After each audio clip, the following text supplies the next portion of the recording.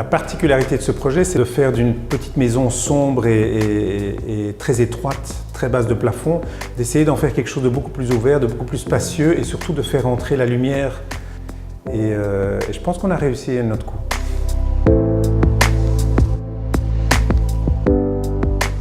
Il fallait tout refaire de A à Z et l'idée de repartir avec un matériel comme le néolithe comme base de projet, ça paraissait assez excitant, assez surprenant et d'autant plus que c'est un matériel que je connais très bien vu que je travaille avec tous les jours. Ça me permettait de montrer, de prouver à des architectes ou des entrepreneurs que c'est un matériel avec lequel on peut faire énormément de choses. Le néolithe est connu depuis de nombreuses années pour des applications en cuisine. Ici, l'objectif était vraiment de montrer qu'on peut aller au-delà de la cuisine. D'abord, on a déshabillé la maison pour étudier la structure de la maison. Et en fonction de ça, on a vraiment pu faire un briefing assez poussé et déterminer exactement où étaient les fonctions de chaque pièce.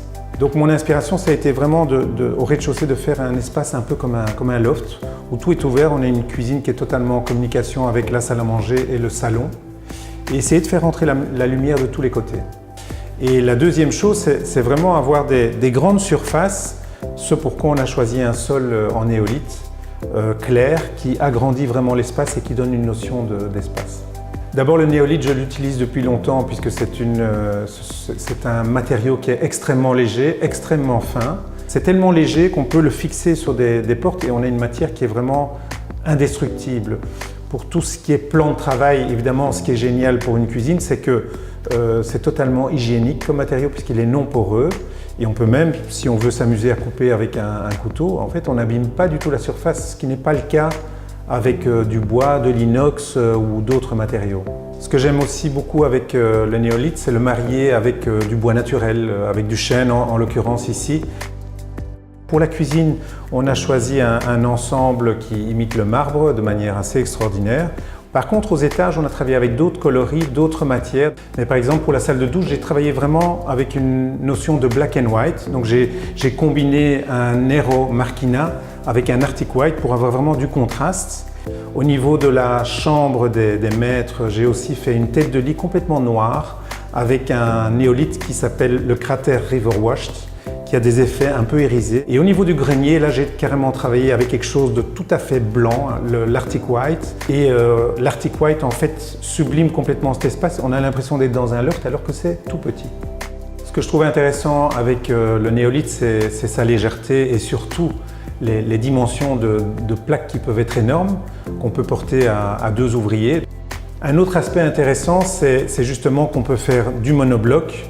On peut faire des énormes surfaces. On a vraiment l'impression d'avoir une grande surface de béton, alors qu'on a peut-être 6 plaques placées l'une à côté de l'autre, côte à côte, joints marbriers, et le résultat est assez extraordinaire. Le néolithe est un matériau assez intéressant pour ce genre de projet.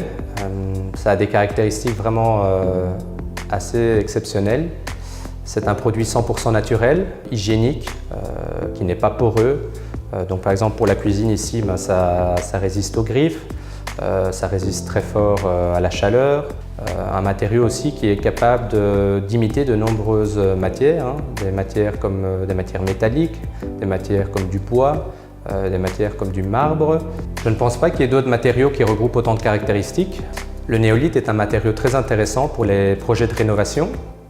Par exemple, avec les dimensions de plaques de 1,20 m sur 2,60 m, on est capable de recouvrir tout un mur avec une seule plaque. C'est aussi très intéressant de travailler avec le néolithe car on a différentes épaisseurs. On a du 3 mm qu'on peut utiliser par exemple pour les meubles, pour recouvrir des meubles. On a du 6 mm qu'on peut utiliser pour les sols et les murs. On a du 12 mm et du 20 mm qu'on peut utiliser également pour les plans de travail.